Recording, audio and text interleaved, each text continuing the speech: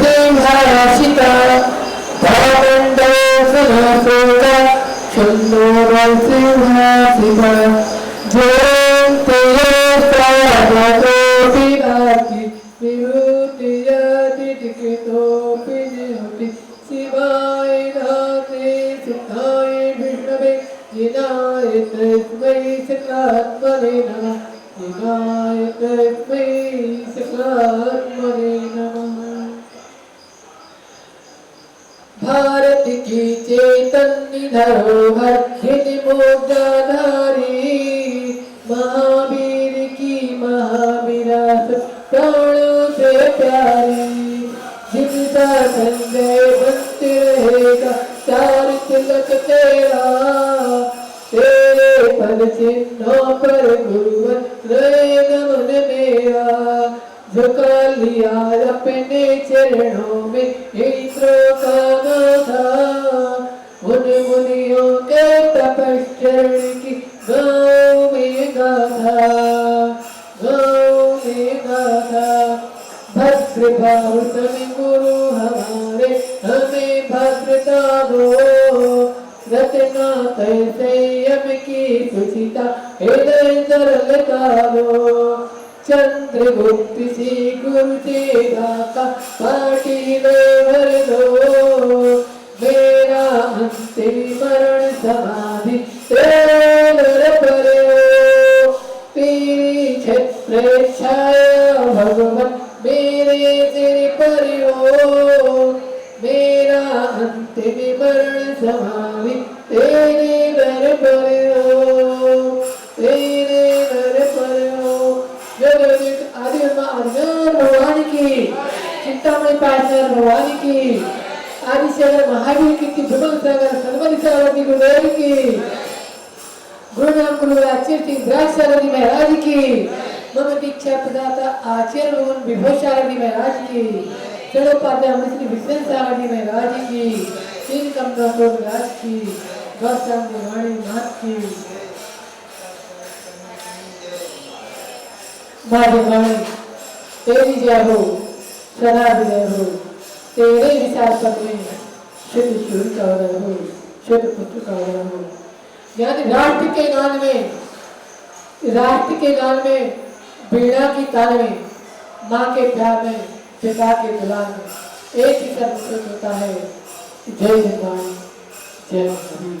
हम सभी शासन नायक भगवान स्वामी के शासन में उनके ही पावन पुरुष अमृत वाणी को आत्मसात करने के लिए इस महती धर्म सभा में उपस्थित हुए हैं। श्री दिन की पावन पुरुष वाणी निश्चित ही जगत कल्याणी हुआ करती है।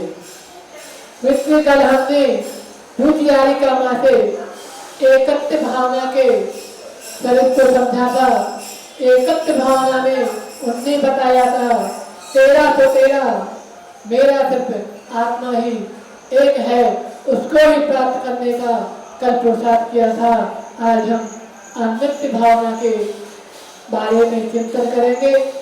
जो जल से भिन्न कमल की तरह जीने का पुरुषार्थ करते हैं वही परमात्मा अर्थात सिद्धत्व को प्राप्त करने का पुरुषार्थ करते हैं। जिस तरह जल में कमल रहकर भी जल से अलग हुआ करता है, उसी तरह यह देह में आत्मा है लेकिन वह भी इस देह से भिन्न है। जिस तरह मोटे कपड़े पहनने से शरीर मोटा नहीं होता, उसी तरह शरीर मोटा होने से आत्मा मोटी नहीं होती है। वस्त्र फटे पहनने से शरीर नहीं फटता, उसी तरह हमारे भावों के फटने से आत्मा नहीं फटती।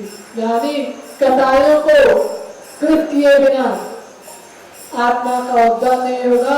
शरीर को कितना भी कृत कर लेना, शरीर को कितना भी पतला कर लेना, लेकिन आत्मा पतली होने वाली नहीं है।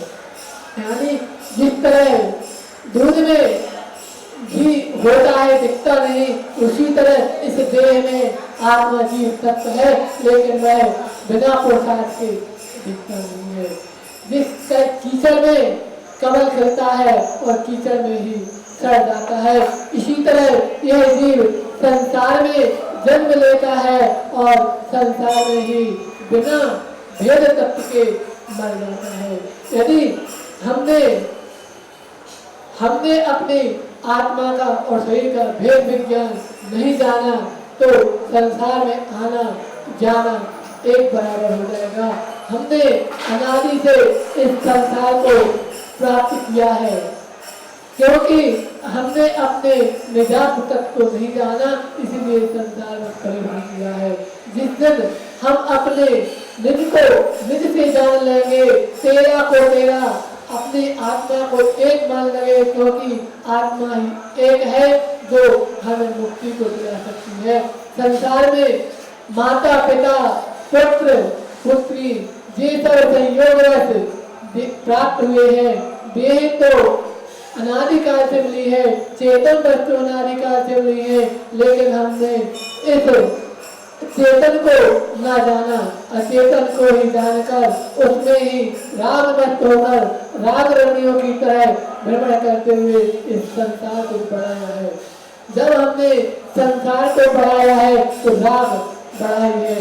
यदि जब हम मोह को घटाते हैं तो सुख बढ़ता है, लेकिन हमने मोह को घटाया नहीं और सुख प्राप्त करने का प्रोत्साहन किया है, तो सुख भी नहीं सुखाभास ही प्राप्त हुआ है। सुख को प्राप्त करने के लिए हमें परम पुरुषार्थ करना पड़ता है। परमार्थ तत्व की प्राप्ति के लिए, परम पुरुषार्थ के लिए हमें निज तत्व को जानना होगा, क्योंकि दूध को रखने से दही प्राप्त होता है, उसी तरह तत्व का चिंतन करने से हमें आत्म तत्व प्राप्त होता है। आत्म तत्व प्राप्त होने पर ही हम सिद्ध अवस्था को प्राप्त होती है। और सिद्ध अवस्था तभी प्राप्त होती है जब हम अपने एकांत में रत्नात्रय स्वरूप निर्गत साधुओं का चिंतन करते हैं।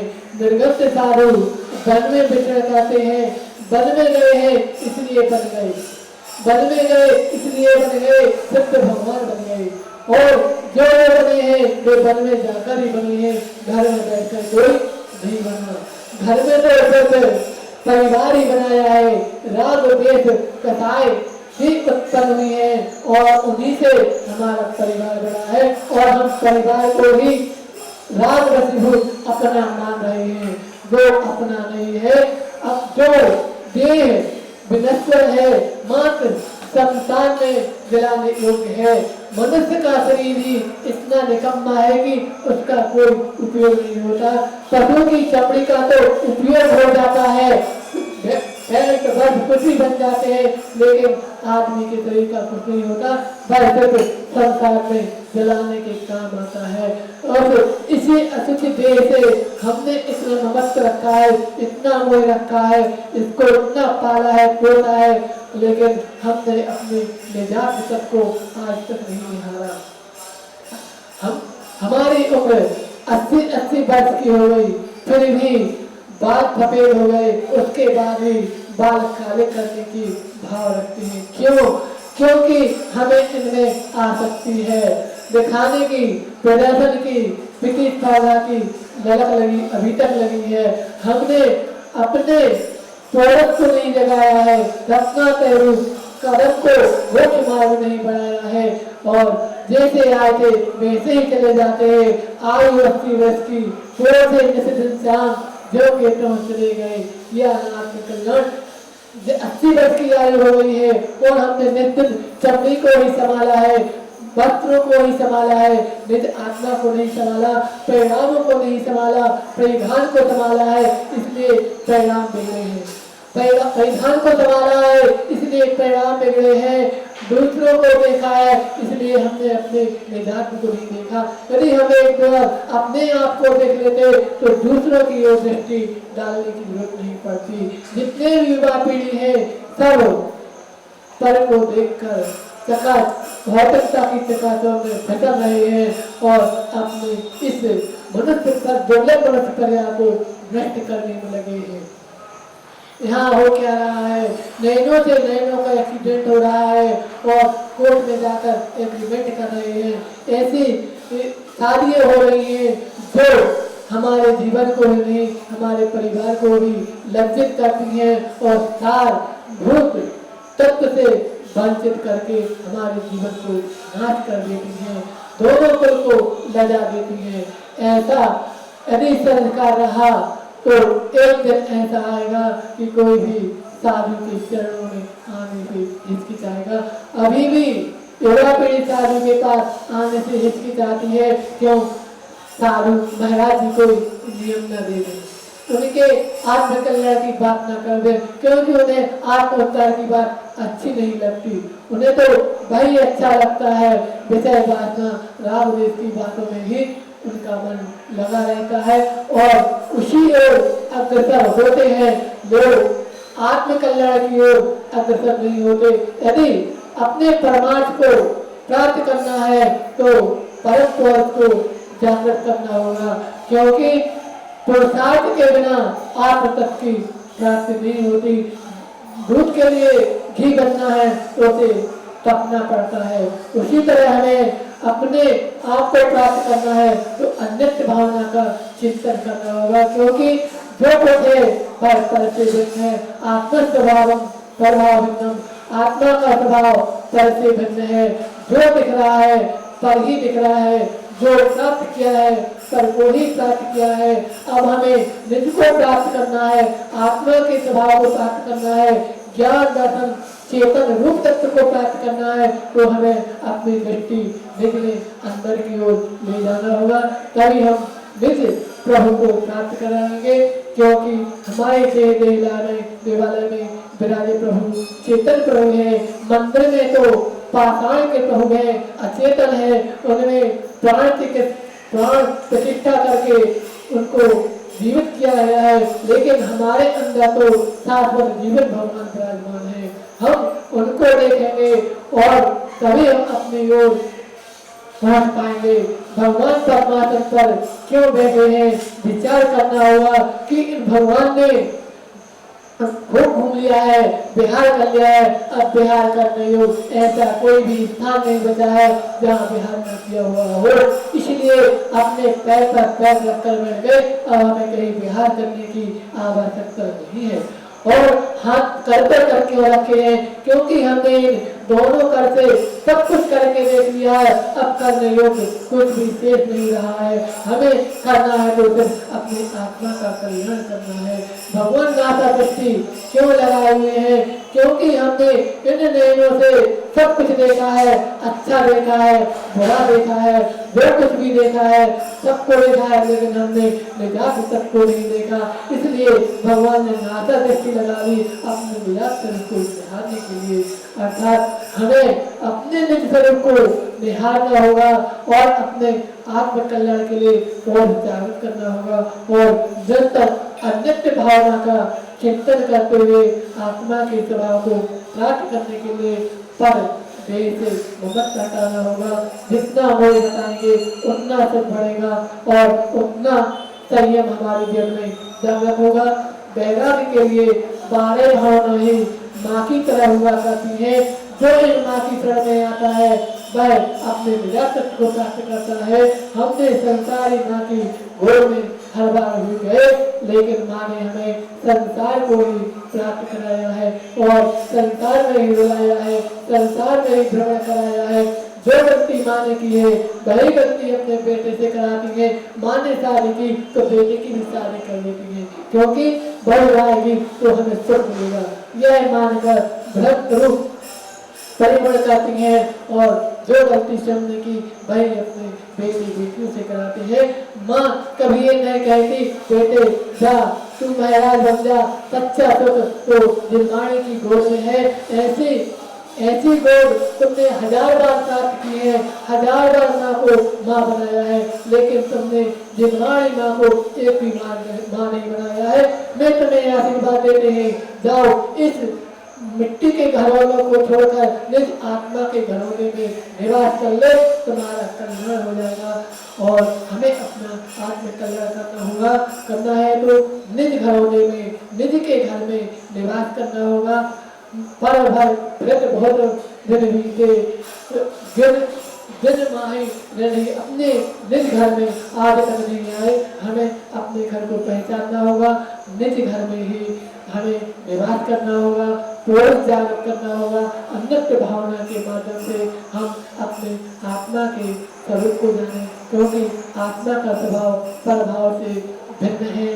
जो भी हमें दिख रहा है वह सब अचेतन दिख रहा है, चेतन नहीं दिख रहा है। चेतन को प्राप्त करने के लिए आत्मा के स्वभाव को जाने और निश्चित रूप से हम अपने संयम मार्ग पर आगे बढ़े और संयम को धारण करेंगे, तभी हम अन्यत्र भाव पर पहुंच पाएंगे।